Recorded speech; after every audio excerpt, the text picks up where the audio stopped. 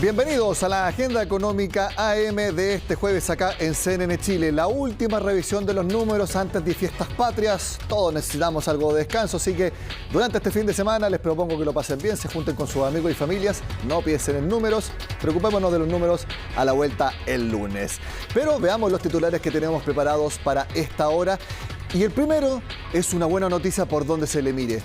Ya se recuperaron 8 de cada 10 empleos perdidos en la pandemia. Ese es el titular principal de la última encuesta de la Universidad Católica. En los números incluso impresiona que en solo 2 meses se hayan creado casi 1 millón de puestos de trabajo. Y la noticia también muy importante es que son con contrato, son trabajos asalariados. Va reduciéndose la importancia en cuanto a los números de los trabajos por cuenta propia. Son solamente buenas noticias que además estaremos profundizando en la entrevista acá en Agenda Económica. También les cuento que finalmente se ingresaron las indicaciones para el proyecto de cuarto retiro de fondos, que como sabemos se empieza a votar la próxima semana. Son 2 principalmente. Que se grave con impuestos a las personas que hagan retiros y que tengan rentas por sobre 2,5 millones de pesos al mes. Y también no se va a poder sacar un límite de 150 UF como fue en los procesos anteriores, sino que solamente hasta 100 UF, más o menos 3 millones de pesos. Esas son las indicaciones que se presentaron. Ahora falta obviamente que se voten para ver si es que se plasman. También les cuento un dato que a mí me llamó mucho la atención de la última encuesta del Centro de Estudios Públicos. 80% de los encuestados cree que Chile está actualmente estancado o en decadencia. También les contaremos que las personas creen que su situación económica actual es mejor que la situación económica del país, algo que suele repetirse en las encuestas del CEP. También les digo que a pesar de que en algo se relajaron las medidas de control fronterizo, especialmente para extranjeros no residentes en nuestro país, siguen habiendo fuertes críticas por parte de los gremios turísticos. Ellos dicen que simplemente esto es un saludo a la bandera y que están siendo los gremios sacrificados todavía en cuanto a la reapertura de las actividades en nuestro país. Como siempre, el último tema a revisar dentro de los titulares de Agenda Económica son el estado de las bolsas. Vamos a ver cómo cerró la bolsa de Tokio este jueves, caída de 0,62% en el segundo día consecutivo que baja la bolsa nipona. El Eurostoxx se recupera de las pérdidas de martes y miércoles, sube bastante fuerte, 0,78%. El FTSE 100 de Londres también sube 0,44%, prácticamente la misma alza que presenta la bolsa de Frankfurt, que sube 0,45% a mitad de jueves. Siendo las 8 de la mañana con 3 minutos, quiero que empecemos a desglosar el tema. Creo que no hay dudas en cuanto a que es positivo por el lado que se le mire, por la cantidad de empleos recuperados, por el número fuerte de puestos creados en julio y agosto. En ambos meses se creó prácticamente la misma cantidad de trabajo, en torno a 450.000, 470.000 empleos nuevos. Es un número impresionante para un solo mes y que habla de la recuperación y sobre todo de las libertades para que los distintos rubros puedan funcionar de manera mucho más normal. Se habla de que solamente faltan unos 560.000 empleos más para que Chile llegue no solo al nivel de empleos antes de la pandemia, sino que al nivel de empleos antes de la crisis social de octubre de 2019. Fueron miles las personas que producto de la pandemia perdieron o vieron afectado de alguna forma su trabajo. Sin embargo, los malos números van quedando atrás definitivamente y así lo demuestran las cifras que mes a mes se van conociendo. En específico y según el estudio longitudinal Empleo COVID-19, durante agosto se crearon 475.000 empleos, lo que sumado a los creados en julio dan como resultado 937.000 puestos de trabajo en solo 2 meses. Un fuerte crecimiento en la recuperación de los empleos. En realidad, más bien, que se continuó en este mes la ya fuerte recuperación de empleos que se mostró en julio. La recuperación de los empleos perdidos durante la pandemia ascendió al 78%. Un fuerte incremento a nivel nacional, el que además se vio potenciado por un mayor número de empleos con contrato. Esos empleos fueron empleos asalariados. De hecho, se crearon 519.000 empleos asalariados. Lo que hubo fue una caída en los empleos de trabajadores independientes. Una buena noticia para el sector y para la ciudadanía, y así lo demostraron por parte del gobierno. Ya hemos recuperado 1.870.000 empleos. Estas son muy buenas noticias porque crear más y mejores empleos es el mejor camino para mejorar la calidad de vida de todas las familias chilenas. Y es una cifra muy relevante porque nos está indicando una recuperación fuerte del mercado laboral. Esperamos que esto siga así porque esto significa que se está recuperando la economía y el empleo.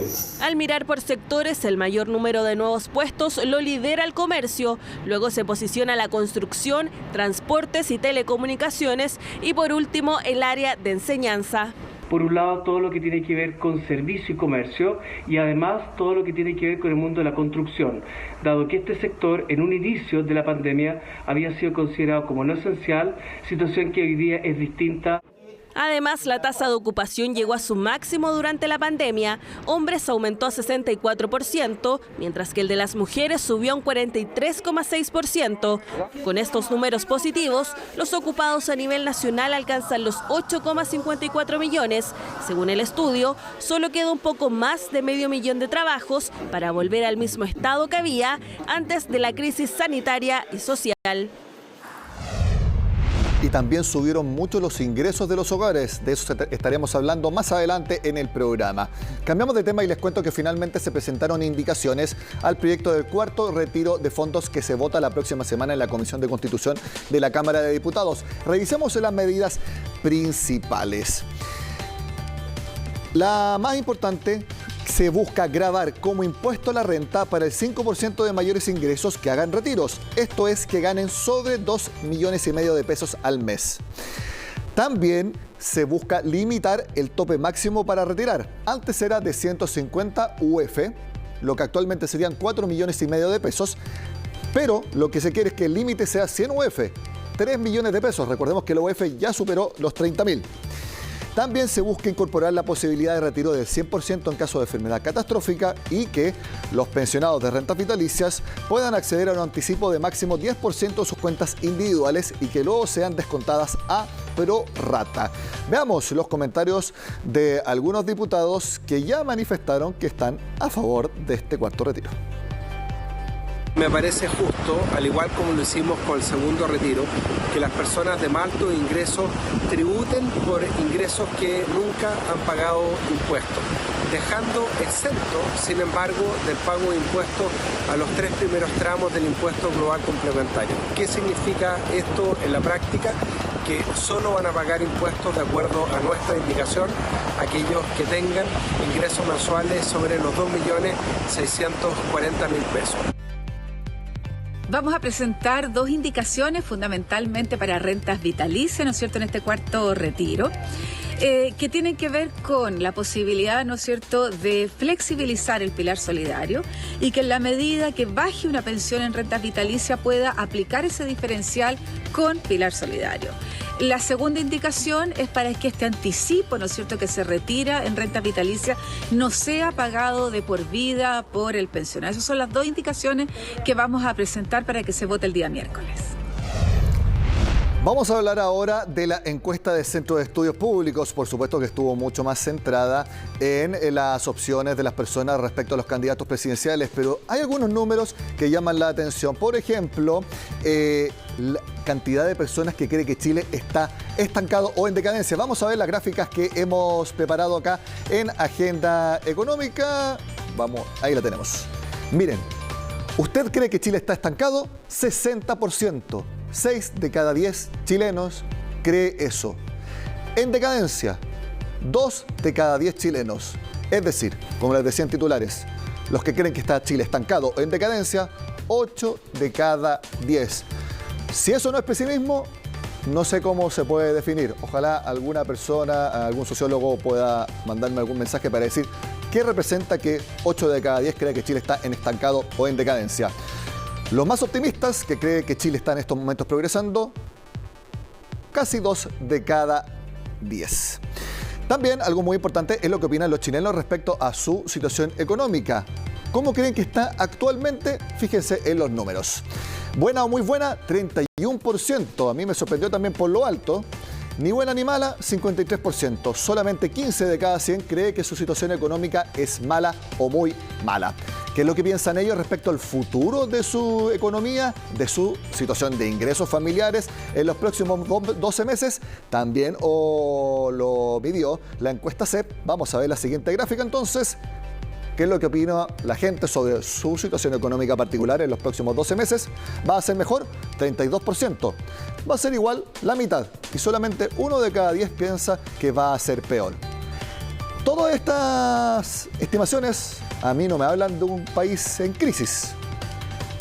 A mí me hablan de un país que quizás está mejorando económicamente. Bueno, así son las sensaciones de las personas y eso es simplemente lo que mide la encuesta del Centro de Estudios Públicos. También les termino de contar que respecto a la pregunta de qué es lo que más debe enfocarse el gobierno como urgencia más prioritaria, en primer lugar, delincuencia y seguridad, y segundo, pensiones. En eso no hay mayor novedad de que siempre pensiones está en los primeros puestos respecto a las prioridades para dar urgencias. Eso sí, no se ve muy reflejado en el Congreso, pero eso ya es otra historia.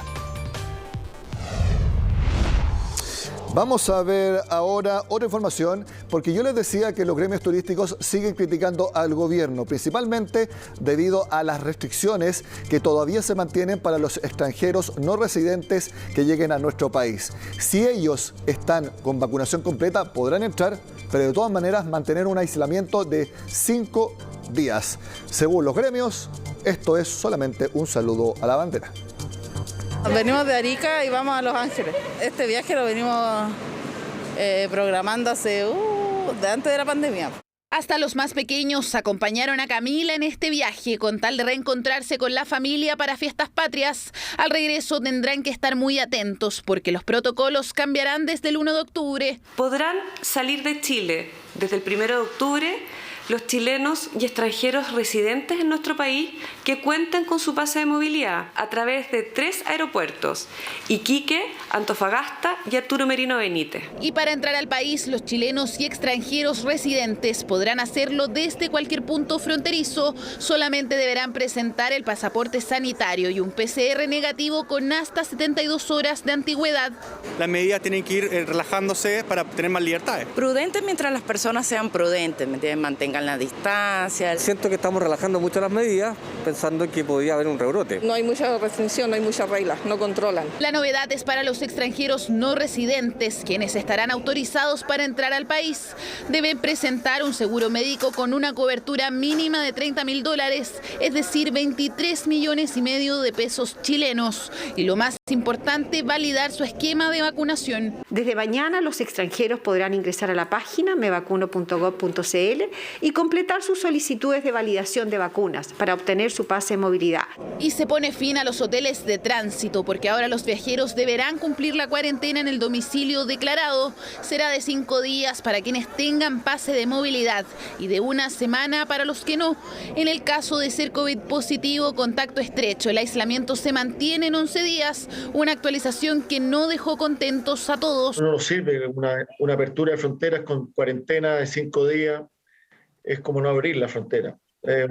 Es un saludo a la bandera nomás. Esa es la experiencia que han hecho también otros países en el mundo de manera de poder controlar la entrada de nuevas variantes. Porque durante el trayecto entre su viaje original que se hizo ese PCR y que llega a nuestro país, hay algunas personas que pueden contagiarse. Los permisos excepcionales se mantienen y deberán obtenerse en la comisaría virtual. Deberá argumentar que su viaje es de carácter humanitario o actividades fundamentales para el país, o bien por motivos de salud o trayectos sin retorno a Chile. Podría haber esperado noviembre o diciembre, haber visto cómo evoluciona la pandemia post fiestas patrias, generará un mayor número de casos, principalmente en los jóvenes y adolescentes que no están vacunados. Si los números siguen siendo más bien bajos, yo creo que se puede ir avanzando paso a paso y avanzando un poco más abrir cada vez más las fronteras. En los 2 últimos meses se han aplicado 4.000 PCR para detectar variantes de COVID-19 en los viajeros. Y desde el 14 de junio al 5 de septiembre se han testeado 88.000 personas en el aeropuerto.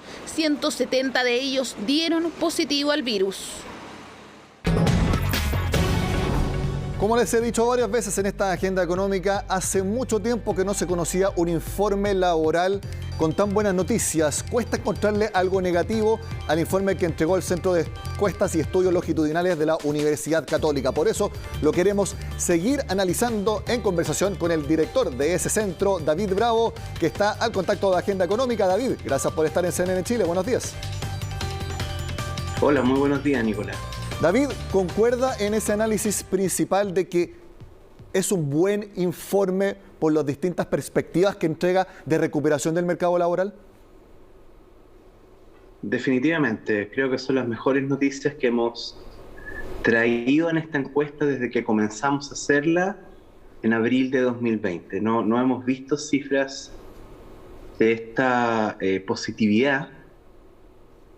En particular, si se considera que es el segundo mes consecutivo en el cual tenemos una recuperación muy importante en el empleo.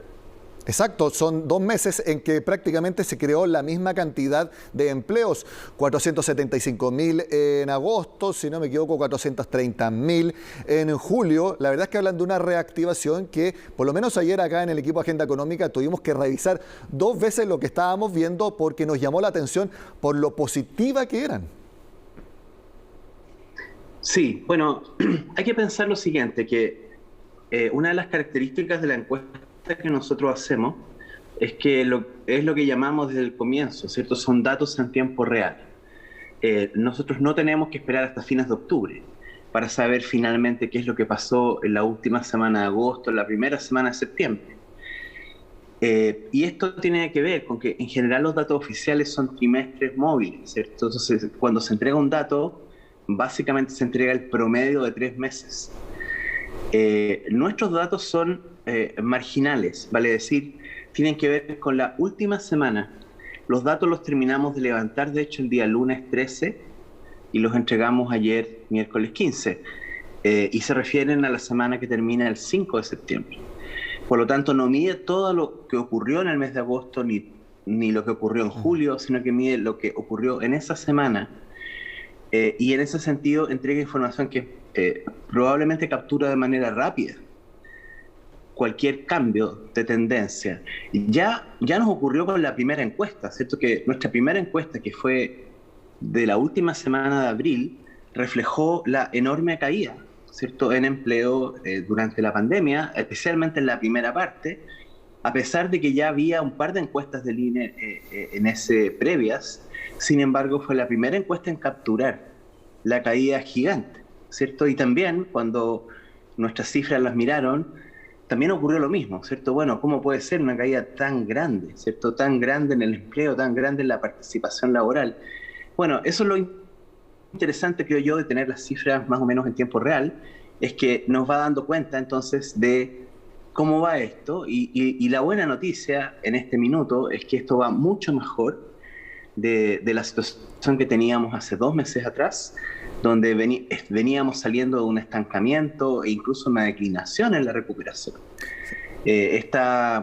Pareciera ser cierto que este proceso de vacunación, las aperturas, los desconfinamientos que han venido como consecuencia del control de la crisis sanitaria, se han tomado la mano con la actividad económica para poder reiniciar vigorosamente la recuperación del empleo. David, si en 2 meses se crearon 937.000 puestos de trabajo y en el informe señalan que más o menos quedan unos 560.000 por recuperar para llevar a los niveles no solo prepandemia, sino que pre-crisis social de octubre del 2019, ¿uno podría esperar que entre septiembre, octubre, ya a más tardar a noviembre, ya se pueda recuperar totalmente los empleos perdidos? Bueno, difícil hacer predicciones, eso nos ha enseñado también la pandemia. Lo que está claro es que si las condiciones se mantienen, el control de la crisis sanitaria, pareciera ser que el nivel de energía que vimos en el mercado laboral en los 2 últimos meses podría mantenerse, especialmente creo yo porque adicionalmente se tomaron de manera oportuna medidas, ¿cierto? El IFE laboral, por ejemplo, que es una medida que busca generar un incentivo importante a los empleos formales, pareciera también estar teniendo algún efecto, ¿cierto? En esta enorme recuperación que estamos viendo también de los empleos asalariados. Entonces, esta es la oportunidad. Yo creo que el hecho de tener datos muy actualizados sobre lo que está ocurriendo permite, creo yo, a las autoridades en que no bastaría con contentarse con lo que tenemos, sino que ojalá hay que poner incluso, aprovechando el símil, ¿cierto?, con lo que viene, más carne a la parrilla. O sea, ojalá no solamente el IFE laboral, sino que varias de las otras medidas que nosotros recomendamos en la Comisión de Recuperación del Empleo efectivamente se implementen. Hay medidas inmediatas. Tenemos que seguir actuando como si estuviéramos en una emergencia laboral, porque aún seguimos en esa emergencia laboral, ¿cierto? Estamos todavía 528.000 empleos bajo lo que teníamos antes de la pandemia, pero además hay que pensar que desde que comenzó la pandemia hay unas 200.000 personas adicionales en el país, ¿cierto? Que deberían haber, a los niveles de tasa de ocupación previo a la pandemia, deberían no estar hoy día ocupados. O sea, nuestro desafío en realidad son 528.000 empleos adicionales para recuperar los que perdimos en la pandemia, pero si el país hubiera seguido funcionando, habríamos tenido hoy día 200.000 empleos adicionales. O sea, en verdad, la tarea todavía es ardua por delante. Todavía seguimos en esa emergencia laboral, y entonces necesitamos ponerle aún más combustible a esta energía que está mostrando hoy día el mercado laboral. David, háblenos también sobre la mejora en los ingresos de los hogares, por supuesto que va de la mano con la recuperación del mercado laboral, porque eso también es un indicador muy importante. Sí, bueno, ya vimos, ¿cierto?, con los resultados de la encuesta CACEN, que mostraron claramente cómo la caída en el empleo fue el principal detonador de incrementos en pobreza. A pesar de las ayudas del Estado en ese minuto, en términos netos aumentó la pobreza, vale decir, los ingresos de los hogares cayeron, la pobreza por ingreso. También, por cierto, se empeoró la distribución del ingreso, porque los ingresos que más cayeron fueron los ingresos de los grupos más vulnerables. Y entonces, ¿quiénes son los que más ganan con el aumento en el empleo? Por cierto, son los hogares, los ingresos de los hogares. Está muy vinculado este proceso de aumento del empleo, de recuperación del empleo, está también, va de la mano con la recuperación de los ingresos. Y eso se nota. Nosotros en abril o en mayo de 2020, 60% de los hogares indicaba que sus ingresos habían caído, y habían caído más de 50% en relación con su situación previa a la pandemia. Bueno, esa proporción de hogares, ¿cierto?, esa crisis tan masiva, hoy día ya hay 30% de los hogares que está diciendo que sus ingresos todavía son más bajos que ¿David? Antes de la pandemia. Sí.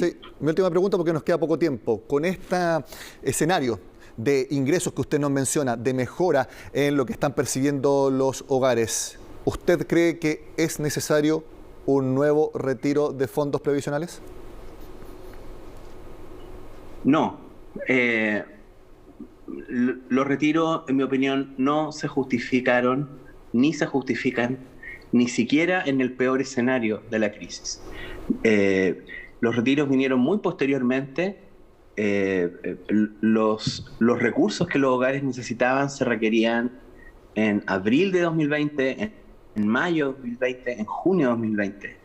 Lamentablemente esos recursos no llegaron a tiempo, y los recursos que se habrían requerido son los de apoyos tipo el IFE, ¿cierto?, universal a esa altura, tal como se están entregando hoy día, pero hoy día ni siquiera se justifica aquello. Hoy día se justifican ayudas muy fuertes al 30% de los hogares, no a 17 millones de personas. El tema de los retiros es doblemente dañino porque en realidad estamos usando recursos de las personas que son para pagar pensiones, que son para sus pensiones del futuro y que las personas hoy día no valoran porque está todo muy lejos, pero precisamente la seguridad social consiste en que nos tenemos que preocupar aún de aquellas cosas que las personas no tendemos a mirar en el futuro, como es la vejez. Entonces es una muy mala política, no se justificaba antes, no se justifica ahora, en mi opinión. David Bravo, director del Centro de Encuestas y Estudios Longitudinales de la Universidad Católica, muchas gracias por estar en Agenda Económica comentándonos estas excelentes noticias del mercado laboral. Le deseo unas excelentes fiestas patrias, que esté bien. Muchas gracias, Nicolás. Y por supuesto, a todos ustedes que nos están viendo, les deseo unas excelentes fiestas. Termina acá Agenda Económica AM. Tendremos una edición de Agenda Económica PM, algo más en 18ª, con noticias con respecto a las expectativas del turismo, etcétera, para este fin de semana. Como siempre, los invito a que ahora sigan con las noticias del mundo con Conexión Global.